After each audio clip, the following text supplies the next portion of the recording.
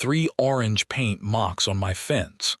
That was all it took to convince me somebody had decided my property belonged to them. I wish I could tell you I overreacted, but the truth is I didn't react nearly fast enough. By the time I figured out what those little paint marks really meant, half the neighborhood thought my family farm was destined to become their newest shortcut. If you've ever had someone decide your hard work was more convenient than your rights, stick around. Because this one still gets people arguing whenever it comes up. My name is Owen Mercer, and until all of this happened, the loudest thing on our place outside Asheville, Tennessee, was the sound of wind pushing through the sycamore trees every evening. My grandfather bought the farm after returning from Korea. My father spent 40 years keeping it alive through droughts and floods, and when they were both gone, I promised myself I'd never be the one who lost it. Not because the land made me rich. Believe me, cattle don't exactly print money. But because every fence post, every creek crossing, every weathered barn board carried somebody's fingerprints from my family. You don't inherit land like that. You borrow it from the people who came before you and protect it for the people who come after. Most mornings followed the same rhythm. Coffee before sunrise, feed the cattle, check the fencing, wave to whichever neighbor happened to be driving the county road. It wasn't exciting, and I liked it that way. Peace has a funny way of becoming invisible until somebody decides to steal it. It started on a Tuesday when I noticed 3 bright orange stripes sprayed across one of my cedar fence posts near the south entrance. At first, I figured some utility company had marked underground lines. They'd done that before. I called the county office anyway just to be safe. The woman who answered checked every scheduled project for the month, then paused. "Mr. Mercer, we don't have any crews working near your property." "Are you sure?" I asked. "Positive." She sounded puzzled. "If somebody marked your fence, it wasn't us." That answer sat in the back of my mind all afternoon. Maybe some kids with spray paint. Maybe hunters marking a trail. Neither explanation felt quite right. The paint wasn't random. 3 straight lines, perfectly measured, almost professional. Somebody wanted those marks to mean something. 2 days later, I found another set. Then another. Each one moving farther across my southern pasture like breadcrumbs leading somewhere I couldn't yet see. That's when I called my neighbor, Ellis Boone. Ellis had lived beside us for nearly 30 years and noticed things most people missed. He drove over in his dusty pickup, climbed out without saying much, squatted beside the painted post, then let out one long whistle. "Well," he muttered, "that ain't good." "You know what this is?" I asked. He rubbed his chin. "Looks like preliminary survey markings." "Survey for what?" He looked toward the tree line separating my farm from a newer housing development built 5 years earlier. "Depends who's asking." That answer bothered me more than if he'd simply guessed. Survey markers meant planning. Planning meant intention. Somebody wasn't acting on impulse. Somebody expected something to happen. I walked the property for nearly 3 hours that evening. That's when I noticed something else. The grass along the southern fence wasn't bent by deer or cattle. It had been flattened by people walking back and forth, enough traffic to leave a narrow trail weaving through the brush toward the subdivision beyond the woods. Whoever had been coming through wasn't wandering. They were following the exact same path every time. I decided not to confront anyone just yet. My wife, Rachel, always said the first person to lose their temper usually loses the argument too. She was smarter than me in that department. So instead of marching into the subdivision looking for trouble, I bought 2 trail cameras on my way home from town the next morning. Nothing fancy, just reliable. One overlooked the fence opening where the footpath entered my property. The other faced the painted fence posts. If somebody wanted to keep visiting, I'd at least know who they were. 3 mornings later, I poured myself another cup of coffee and opened the camera app before heading outside. The first clip showed a family walking through the gap in my fence. A father, two kids, and a golden retriever. They weren't sneaking. They looked comfortable, chatting like they were strolling through a public park. The second clip hit harder. Around 7:30 the previous evening, a woman wearing a navy blazer stopped beside my fence with three other residents. She unfolded a clipboard, pointed directly at my posture, and started talking. They nodded several times before she handed one of them a rolled-up map. Then she smiled. Not the polite kind of smile neighbors exchange, but the confident smile of someone explaining a plan already set in motion. I zoomed in until the picture blurred. The camera couldn't capture every detail, but it caught one thing clearly enough. The badge clipped to her jacket read Willow Creek Estates Homeowners Association. My stomach tightened. That subdivision sat next to my southern boundary, but the HOA had absolutely nothing to do with my farm. Different property. Different county parcels. Different ownership altogether. So why were they standing on my fence line holding maps? That afternoon I drove into town for feed and happened to stop at Miller's Hardware. While loading bags into the truck, the cashier, a young guy named Trevor, asked if I was finally selling part of the farm. I looked at him like he'd started speaking another language. Selling, he shrugged. That's what folks have been saying. Heard Willow Creek's expanding their walking trail. Supposedly the owner already agreed. I stared at him for several seconds before answering. Funny, seeing as I'm the owner and nobody's asked me a thing. His face immediately turned pale. Well, that's just what people are saying. Rumors don't spread by themselves. Somebody had started this one on purpose. Driving home, I couldn't shake the feeling that I was already several moves behind in a game I didn't even know was being played. That evening, Rachel found me sitting at the kitchen table replaying the trail camera footage over and over. She watched quietly before setting a fresh cup of coffee beside me. "What are you thinking?" she asked. I pointed at the frozen frame of the woman with the clipboard. "I'm thinking she already believes this land belongs to her." Rachel studied the screen for a long moment before quietly replying, "Then the real question isn't what she's planning. It's how many people already believe her." I looked back at the image one more time. There was something about the way she stood, completely relaxed, completely certain. That bothered me more than the orange paint ever had. Because confidence like that doesn't usually come from hope. It comes from believing you've already won. And somehow, without ever knocking on my front door, someone had started rewriting the future of my family's farm. The only thing I knew for certain was that the next time that woman stepped onto my land, I wasn't going to be watching through a camera anymore. I barely slept that night. It wasn't fear keeping me awake. It was curiosity. Somebody had painted my fence, spread rumors that I'd agreed to sell part of my land, and now there was an HOA representative standing on my property with maps like she was planning next year's landscaping project. None of it made sense unless there was something bigger happening behind the scenes. The next morning, instead of heading straight to the pasture, I drove into Ashford and walked into the county records office. Small towns have a rhythm all their own.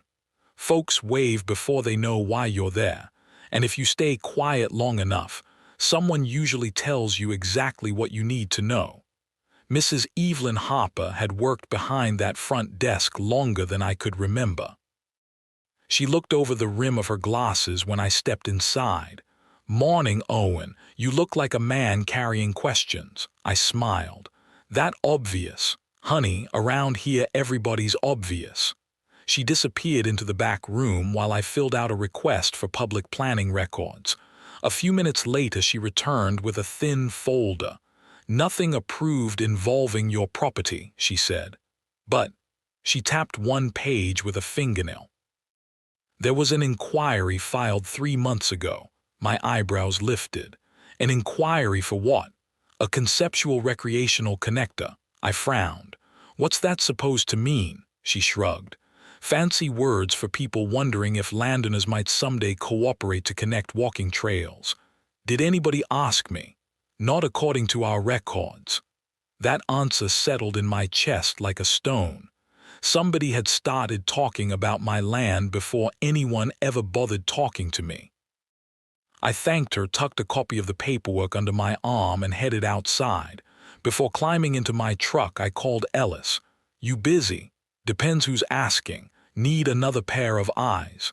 20 minutes later, we were standing near the southern fence again. Ellis unfolded the copied map across my tailgate. His finger traced a faint dotted line running suspiciously close to my pasture. See this? He asked. Concept only, I nodded. Still. Somebody leaked it. He folded the paper again. And once people believe something's already happening, they stop asking whether it should happen. That sentence stayed with me all afternoon. It explained the walkers. It explained the rumors. Maybe even the paint marks. Somebody had confused possibility with permission. Or maybe they wanted everyone else to believe they were the same thing. 3 days later, I finally met the woman from the trail camera. I wasn't expecting it. Rachel and I had just finished repairing an old cattle gate when a dark blue SUV rolled slowly into our driveway. The woman stepped out carrying a leather portfolio instead of the clipboard I'd seen on camera. She looked polished, confident, and entirely comfortable introducing herself on someone else's property. Mr. Mercer, she asked pleasantly. I'm Vanessa Langley, president of the Willow Creek Estates Homeowners Association. I wiped my hands on my jeans before shaking hers. What can I do for you? Her smile never wavered. Actually, I was hoping we could discuss an opportunity. Opportunity. Funny how people always use that word when they're asking for something that belongs to someone else. Rachel remained beside me without saying a word. Vanessa noticed. I won't take much of your time. Go ahead, I said. She opened her portfolio and slid out a glossy rendering. It showed a beautifully landscaped walking trail winding through trees, crossing a wooden bridge, and eventually disappearing across what looked suspiciously like my south pasture. Families walked dogs, children rode bicycles. Benches overlooked the creek. Everything looked peaceful, perfect, manufactured. We're exploring ways to improve community access to nature, she explained. Your property would create the ideal connection. My property isn't available, I answered calmly. Blinked once, clearly expecting negotiation rather than rejection. Perhaps you should hear the full proposal. I don't need the full proposal. I slid the rendering back toward her, because I'm not interested. The smile tightened just enough for me to notice. Mr. Mercer, progress usually benefits everyone. Sometimes, I replied. Other times it benefits the people asking. Rachel folded her arms. You spread rumors that we'd already agreed. Vanessa looked genuinely surprised. Or she was very good at pretending. Rumors have a way of growing on their own. Not without seeds, Rachel said quietly. For the first time, silence settled between us. Vanessa slipped the drawing back into her portfolio. I hope you'll reconsider. Communities thrive when neighbors cooperate. Communities also thrive when neighbors respect property lines. I answered. She gave a polite nod, returned to her SUV, and drove away without another word. Ellis pulled into the driveway less than 5 minutes later. Saw her leaving, he said. How'd it go? About as well as you'd expect. I told him everything. He listened without interrupting, then looked toward the southern tree line. That wasn't a sales pitch. What was it? She came to measure you, I laughed. Measure me, see whether you'd fold under pressure. His words lingered longer than I expected. Because looking back, he was right. She never negotiated, never discussed price. Never asked questions about the farm. She only wanted to know whether I'd move. The answer she'd gotten wasn't the one she'd hoped for. A week passed quietly, almost too quietly. The walkers stopped. No fresh paint appeared. Even the rumors seemed to cool off. Rachel called it the calm after the storm. Ellis called it something else. They're reorganizing. On Friday evening, I found out which one of them was right. I walked down to the mailbox after supper and discovered a neatly folded flyer tucked inside. It wasn't addressed to me. It had simply been stuffed into every mailbox along the road. Community Open House. Learn about the exciting future of connected green spaces and neighborhood partnerships. Refreshments provided. At the bottom sat the Willow Creek HOA logo beside the words, "Building Tomorrow Together." I almost threw it away. Instead, Rachel reached over and took it from my hand. "We're going," she said. "They didn't invite us." "Exactly," she smiled. "Which is why we should be there." I looked at the flyer one last time before slipping it into my shirt pocket. Something told me that meeting wasn't really about parks or walking trails. It was about convincing enough people that the future had already been decided. And if I walked into that room, I might finally discover who had been writing the story of my land without ever asking for my permission. The county courthouse looked smaller than I remembered, almost ordinary, which somehow made the whole thing feel even heavier.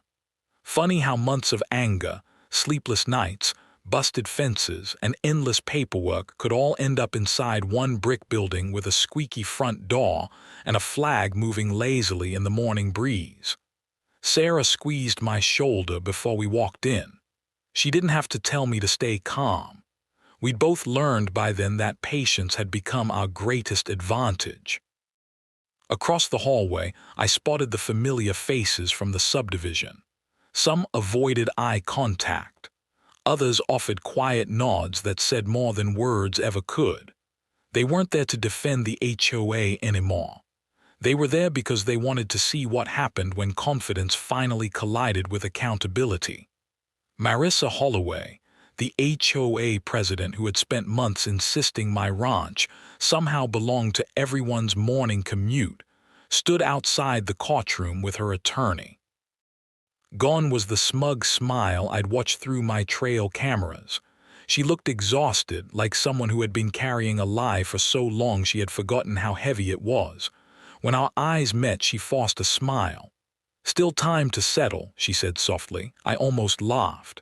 "You had months to settle," I answered. "You just never thought I'd refuse to move." Inside, the judge wasted very little time. Lawyers spoke. Papers changed hands. Maps covered the courtroom monitors. Survey records, drone imagery, county permits, maintenance logs dating back years, photographs of the damaged pasture, veterinary reports for the injured calf, copies of certified warning letters, and finally the security footage everyone had been talking about. The room stayed almost silent while video after video played.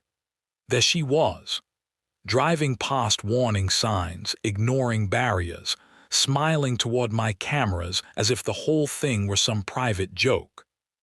Then came the footage of the convoy following her across my pasture day after day. Nobody laughed this time. Even her attorney stopped taking notes for a moment. The judge leaned back, folded his hands together, and quietly asked the only question that really mattered. "Can anyone in this courtroom provide legal documentation establishing an easement across Mr. Dawson's property?" The silence that followed felt endless. Marissa looked toward her attorney. He slowly stood. "No, Your Honor," the judge nodded once. "Then this court cannot invent rights where none exist." Those words landed harder than I expected. Months of frustration suddenly became lighter. Not because I wanted someone humiliated, but because reality had finally caught up with the story they had been trying to tell. The ruling came shortly afterward. The HOA's claims were dismissed. The court recognized repeated trespass, property damage, and interference with lawful private ownership.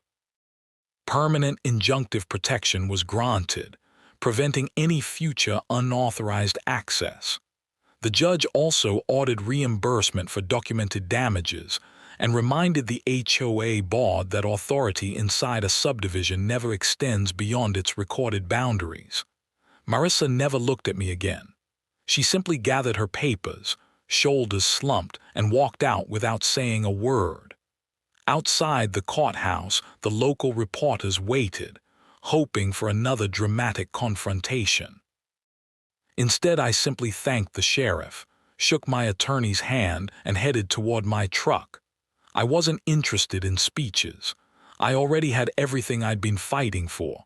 A week later, something unexpected happened. Residents from the subdivision started stopping by the ranch, not to argue but to apologize. One older couple brought homemade pie. A young father admitted he'd only followed everyone else because he assumed the HOA had permission. Another neighbor confessed she had questioned the shortcut from the beginning but never wanted to challenge the board.